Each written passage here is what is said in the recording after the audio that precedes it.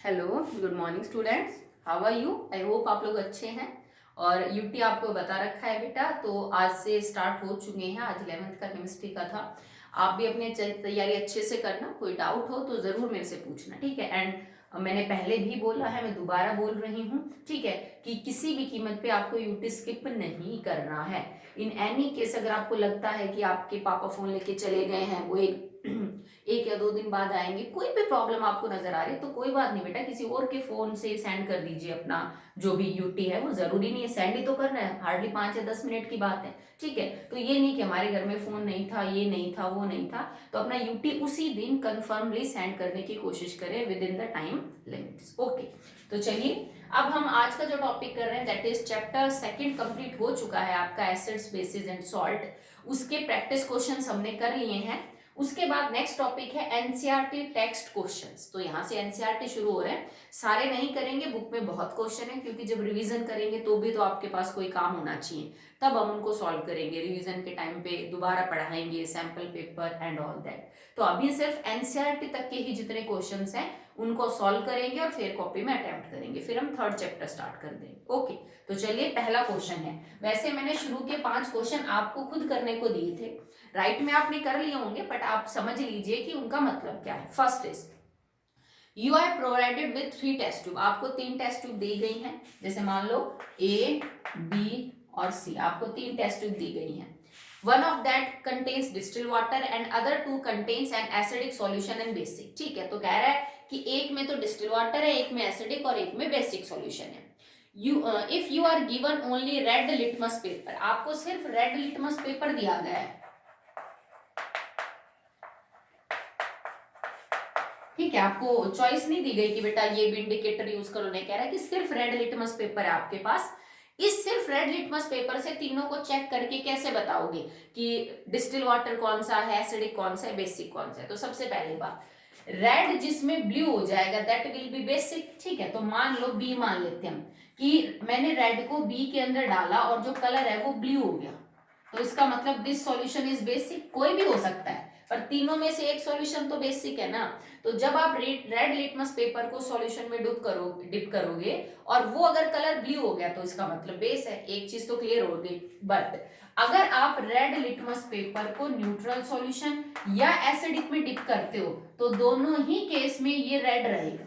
तो you get confuse, आपको नहीं समझ आएगा कि न्यूट्रल कौन सा है और एसिडिक कौन सा है, ठीक है। तो आप क्या करो कि ये जो रेड लिटमस पेपर ब्लू हो गया है बेस में डालने के बाद, आप इस ब्लू लिटमस स्ट्रिप को डालो न्यूट्रल और एसिडिक में, ठीक है। रेड को, क्योंकि था तो शुरू में तो मेरे पास रेड ही थी ना, तो मैंने क्या किया कि रेड लिटमस स्ट्रिप को डुबो के देखा तीनों सॉल्यूशन में। भाई न्यूट्रल और एसिडिक में तो वो लाल ही रहेगी, पर एक सॉल्यूशन में वो ब्लू हो गई, तो मेरे को कंफर्म हो गया ये बेस है, मैंने उसको साइड में कर दिया।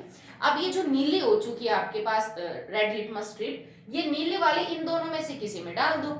अगर वो न्यूट्रल है तो यहाँ पे जो नीला हो चुका है आपका कलर रेड लिटमस का, वो नीला ही रहेगा, blue will remain blue. But अगर वो एसिडिक सॉल्यूशन है तो ये जो ब्लू स्ट्रिप हो चुकी है ये अब कैसी हो जाएगी, रेड। तो आप आराम से आइडेंटिफाई कर सकते हो किसमें एसिड है, किसमें बेस है और किसमें न्यूट्रल। ओके, नेक्स्ट है why should curd and sour substances cannot be kept in brass and copper vessel। ये क्या कहता है कि जो खट्टे सब्सटेंस है जैसे कर्ड है या कोई भी आपने कोई खट्टी सब्जी बनाई, और भी बहुत सारे फूड आइटम्स होते हैं जिनके अंदर थोड़ा सा खट्टापन देखने को, कोई शरबत है, किसकी चटनी बना रखी है जैसे आपने कोई खट्टी है, लेमन डाला आपने किसी भी फूड आइटम में, तो कह रहे हैं कि ऐसी चीजों को हम या तो मेटल के बर्तन में जैसे कॉपर है या एल्यूमिनियम है, या फिर ब्रास के कंटेनर में, जो आपके पास किसको बोलते हैं, पीतल को, पीतल के, तांबे के, इनके बर्तन में आप इसको स्टोर करके मत रखिए। क्या रीजन है, ठीक है। तो बेटा जो इसका रीजन है वो बड़ा सिंपल है, बिकॉज सोर सब्सटेंस का मतलब है एसिड, ठीक है। और अगर एसिड मेटल के कंटेनर में आप स्टोर करो, जैसे दही में लैक्टिक एसिड है, खट्टा है वो, और आपने उसको मेटल के कंटेनर में स्टोर किया, तो उस फूड आइटम के अंदर मौजूद एसिड इन मेटल के साथ रिएक्शन कर लेगा और तुम्हारे खाने को पॉइजनस बना देगा, ठीक है। इस वजह से हम अवॉइड करते हैं। Third, which gas is usually liberated when an acid react with metal. तो क्वाइट सिंपल, फर्स्ट चैप्टर से पढ़ते आ रहे हो, अगर किसी एसिड के साथ कोई मेटल रिएक्ट करता है तो कौन सी गैस निकलती है, hydrogen. But condition is one that वो मेटल हाइड्रोजन से ऊपर होना चाहिए रिएक्टिविटी सीरीज में। मतलब कोई रिएक्टिव मेटल अगर एसिड के साथ रिएक्शन करेगा और ये एसिड भी HNO3 ना हो, पता है आपको, तो हाइड्रोजन गैस बाहर निकलेगी। How will you test the presence of this gas? कोई भी रिएक्शन लिख सकते हो आप अपनी मर्जी से। हाइड्रोजन गैस को टेस्ट करने का तरीका है बाय पॉप साउंड। कोई जलती हुई चीज ले जाइए इस गैस के प्रेजेंस में, वो पॉप साउंड के साथ जलेगी। Okay. Fourth one, metal compound A react with dilute hydrochloric acid. कोई मेटल है जिसका कंपाउंड ए है, पता नहीं क्या है, वो डाइल्यूट HCl के साथ रिएक्शन करता है to produce brisk effervescence. Brisk effervescence का मतलब है कार्बन डाइऑक्साइड गैस बाहर निकल रही है, क्योंकि बाकी नहीं निकलती ऐसे। The gas evolve extinguish a burning candle. इसने वैसे और हिंट भी दे दी कि जो गैस निकल रही है वो जलती हुई मोमबत्ती को बुझा रही है। तो मतलब आग बुझाने की प्रॉपर्टी किसमें है? दैट इज CO2, ठीक है, क्योंकि ऑक्सीजन तो जलाती है, हाइड्रोजन ब्रिस्क इफरवेसेंस के साथ बाहर आती नहीं है, ठीक है। Right a balance chemical equation for the reaction if one of the compound form is calcium chloride. और ये आपसे क्या कहता है कि रिएक्शन करके दिखाओ अगर तुम्हारे जो प्रोडक्ट बनते हैं ना उनमें से एक प्रोडक्ट कैल्शियम क्लोराइड भी है। तो इससे ये चीज क्लियर हो गई कि वो किस मेटल का कंपाउंड है, कैल्शियम का। और कौन सा कंपाउंड है जो एसिड के साथ रिएक्शन करके सॉल्ट कार्बन डाइऑक्साइड बाहर देगा? इसका मतलब it should be a metal carbonate या बाइकार्बोनेट, ठीक है। तो हम इसको CaCO3 मान सकते हैं। Calcium carbonate react with HCl to form CaCl2 CO2 and H2O। Clear है, ठीक है। चलिए नेक्स्ट करिए fifth. Why does HCl, HNO3 etc. show acidic behavior in aqueous solution but glucose और इथेनॉल does not? तो ये चीज मैंने आपको समझाई थी, हमने एक्टिविटी भी की थी एक, कि हर उस कंपाउंड के फॉर्मूले में जिसमें हाइड्रोजन है इसका ये मतलब नहीं है कि वो एसिड है, ठीक है। HCl, HNO3 एसिड इसलिए है क्योंकि वो पानी की प्रेजेंस में अपना H पॉजिटिव दे सकते हैं। उनके एक्वस सॉल्यूशन में आयंस फ्री हैं मूव करने को, इसीलिए वो इलेक्ट्रिसिटी कंडक्ट करते हैं, ठीक है।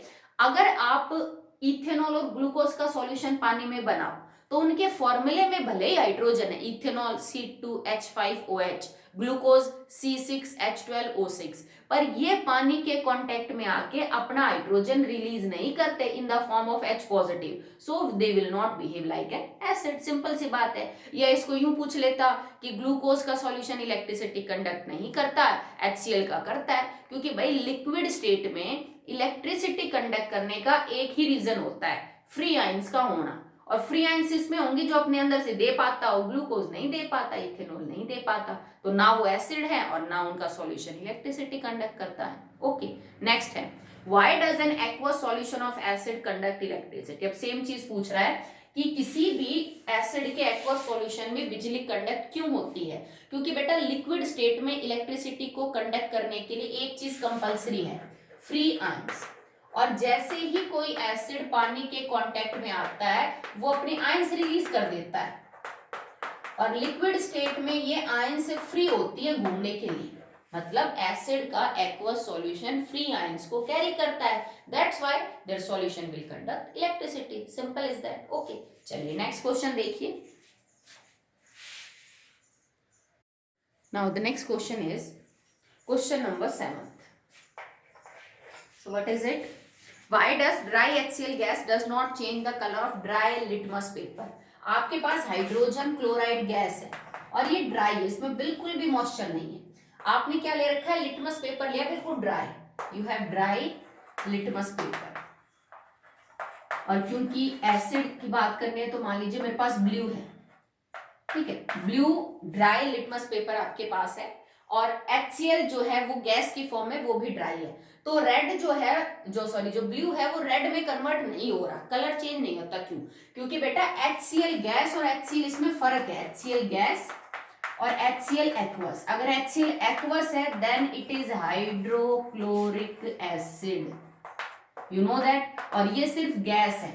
एसिड कब बनता है? जब पानी साथ हो। ना तो आपने पेपर को गीला किया, ना आपने गैस को गीला किया, मतलब वाटर तो है ही नहीं। बिना वाटर के एसिड का काम करेगा ही नहीं, so it will not change the colour. Okay, now 8th question. Why diluting an acid, why it is why, क्यों मतलब एसिड को डाइल्यूट करते वक्त ये एडवाइस की जाती है कि आप पानी के अंदर एसिड डालिए, एसिड में पानी मत डालिए। रीजन इज सिंपल कि किसी भी एसिड का डाइल्यूशन एक हाईली एक्सोथर्मिक प्रोसेस है। अगर आपने नीचे एसिड ले रखा है और आप ऊपर से पानी डाल रहे हो तो आप एकदम झटके से तो बिल्कुल भी नहीं डालोगे, क्योंकि रिएक्शन बहुत फास्ट होगी, आपका कंटेनर ब्लास्ट हो सकता है, आपको चोट लग सकती है। तुम ड्रॉप बाय ड्रॉप डालोगे तो देखो एसिड ज्यादा है और तुमने पानी कम डाला, वो थोड़ा सा पानी डालते रिएक्शन कर देगा, एसिड अपनी ताकत दिखाएगा और बहुत तेजी से रिएक्शन होगी, आउट ऑफ कंट्रोल। तो उल्टा किया जाता है, नीचे तो क्या ले लेते हैं बेटा, पानी लेते हैं और उसमें ड्रॉप बाय ड्रॉप एसिड डालते हैं और उसको हिलाते हुए, ठीक है, क्योंकि अगर आपने नीचे एसिड ले लिया और ऊपर पानी तो एसिड आपका मेन रिएक्टेंट हो जाएगा और उसमें इतनी पावर है कि पानी के कांटेक्ट में आते हुए एकदम डिसॉल्व होगा और huge amount of energy release करेगा, जो कंटेनर को भी तोड़ सकती है, तुम पे छलक के गिर भी सकता है, इसीलिए। ठीक है, तो हमेशा पानी के अंदर एसिड डालो, ड्रॉप ड्रॉप करके डालो और डालते रहो हिलाते रहो, डालते रहो हिलाते रहो। ओके, नेक्स्ट है, how does concentration of H3O positive ion affected when a solution of acid is diluted? अब कोई एसिडिक सॉल्यूशन है तो उसमें कोई H पॉजिटिव आयन की कंसंट्रेशन होगी या फिर H3O positive, same is that, और स्क्वायर ब्रैकेट का मतलब है उसकी मोलैरिटी होगी कुछ ना कुछ। मोलैरिटी क्या होती है, नंबर ऑफ मोल्स बटे में वॉल्यूम ऑफ सॉल्यूशन। तो कह रहा है मान लो तुम्हारे पास पहले कोई 100 ml सॉल्यूशन है HCl का, ठीक है, जिसकी मोलैरिटी दे रखी है 3 molar, capital M is 3। Okay, now capital ही कर लो, कंफ्यूज नहीं होगे तुम, ठीक है। अब आपने इसके अंदर ऊपर से 100 ml पानी और डाल दिया, तो बताओ अब इसकी जो मोलैरिटी कंसंट्रेशन वो घटी की बढ़ी? तो देखो बेटा, अब तुमने वॉल्यूम को बढ़ा दिया, अब वॉल्यूम मोलैरिटी की कैसे प्रोपोर्शनल है, इनवर्सली, तो वॉल्यूम बढ़ते मोलैरिटी घट गई। क्यों घट गई, मतलब कंसंट्रेशन घट गई। कैसे घटी? अब तुम कहोगे मैडम हमने बाहर थोड़ी ना निकाला HCl को जो HCl की कंसंट्रेशन घट गई। बेटा पहले मान लो अगर 100 ml HCl के अंदर 1000 H पॉजिटिव आयन है, ठीक है, या 1000 H3O पॉजिटिव आयन है, अब तुमने 200 ml कर दिया सॉल्यूशन, 100 डाल दिया, तो अब 200 ml के अंदर 1000 H पॉजिटिव आयन है, तो कंसंट्रेशन तो इसकी ज्यादा हुई ना, पहले तो 100 में 1000 थी, अब 200 में 1000 हो गई है, तो पर unit volume H positive ion concentration कम हो जाएगी जब आप एसिड को डाइल्यूट करते हो। बेस के साथ भी सेम है, OH नेगेटिव आयन कंसंट्रेशन क्या हो जाएंगी, पर यूनिट वॉल्यूम कम हो जाएगी। Okay, how is concentration of OH negative ion, 10th question है, affected when excess of base is dissolved in the solution? देखो क्या कह रहा है कि कोई बेस का सॉल्यूशन है, उसमें OH नेगेटिव आयन की कंसंट्रेशन है, मैंने ऊपर से एक बेस और डाल दिया उसमें, तो बताओ OH नेगेटिव आयन कंसंट्रेशन पे क्या फर्क पड़ेगा? भाई पहले ही बेस के अंदर OH नेगेटिव आयन थी, तुमने और बेस डाल दिया तो OH नेगेटिव आयन कंसंट्रेशन पर यूनिट वॉल्यूम क्या हो जाएंगी, बढ़ जाएंगी, सिंपल है। ठीक है, नेक्स्ट है 11th क्वेश्चन, आपके पास दो सॉल्यूशन है A एंड B, A का pH है 6 और B का pH 8 है, ठीक है, which solution has more H positive ion concentration, which is acidic, which one is basic? तो देखो ये बेसिक है, ये एसिडिक है, ठीक है, अब जो जितना ज्यादा एसिडिक होगा उसमें H पॉजिटिव आयन कंसंट्रेशन उतनी ज्यादा, तो इसमें ज्यादा है और इसमें क्या है, कम है, क्योंकि ये सॉल्यूशन एसिडिक और ये क्या है बेटा, बेसिक है। pH जैसे जैसे कम होता जाएगा नंबर्स में वैसे वैसे H पॉजिटिव आयन कंसंट्रेशन बढ़ती जाएगी। 12th क्वेश्चन है, what effect does the concentration H positive ions have on the acidic nature of solution? ठीक है, अब ये वही पूछ रहा है कि अगर कोई सॉल्यूशन एसिडिक है तो उसके H पॉजिटिव आयन कंसंट्रेशन से उसका क्या रिलेशनशिप है, more is the H positive ion concentration more acidic is the solution. अगर किसी सॉल्यूशन का pH 1 है और किसी का pH 4 है तो 4 वाला कम एसिडिक है और ये ज्यादा एसिडिक है, मतलब इसमें ज्यादा H पॉजिटिव है और इसमें कम, तो H पॉजिटिव आयन का एसिडिक बिहेवियर के साथ डायरेक्ट कनेक्शन है, जितने ज्यादा H पॉजिटिव उतना ज्यादा acidic behaviour. But H positive ion का pH के साथ इनवर्स समझ लो, क्योंकि जितने ज्यादा H पॉजिटिव आयन pH उतना ही कम होता जाएगा, एक pH पे ज्यादा H पॉजिटिव आयन होंगे और 4 वाले में कम। ठीक है, 13th question, do basic solution also have H positive? If yes then why are these called basics? क्या कह रहा है, क्या बेस के अंदर OH नेगेटिव आयन तो है, क्या H पॉजिटिव आयन है? बिल्कुल है। कहां से आया? पानी से। NaOH का एक्वस सॉल्यूशन ही तो बेटा बेस होगा ना, तभी तो बेस का काम करेगा। तो OH नेगेटिव तो आ गया बेस से, पर H पॉजिटिव भी तो होता है किससे? पानी से। तो फिर आप इस सॉल्यूशन को बेस से क्यों बोल रहे हो? क्योंकि बेटा इसमें OH नेगेटिव ज्यादा है, एक पानी से और एक बेस से आ गया, जबकि H पॉजिटिव आयन कम है। तो मान लो किसी सॉल्यूशन में 10 H पॉजिटिव और 20 OH नेगेटिव आयन हो, तो 10 से 10 तो कैंसिल हो गए, H positive OH negative water बन गया। बचे हुए जो 10 OH नेगेटिव है उनकी वजह से सॉल्यूशन कैसा होगा? बेसिक ही तो होगा ना। ठीक है, नेक्स्ट है अगला। चलो पहले इतने करते हैं, फिर अभी मैं समझाती हूँ आगे।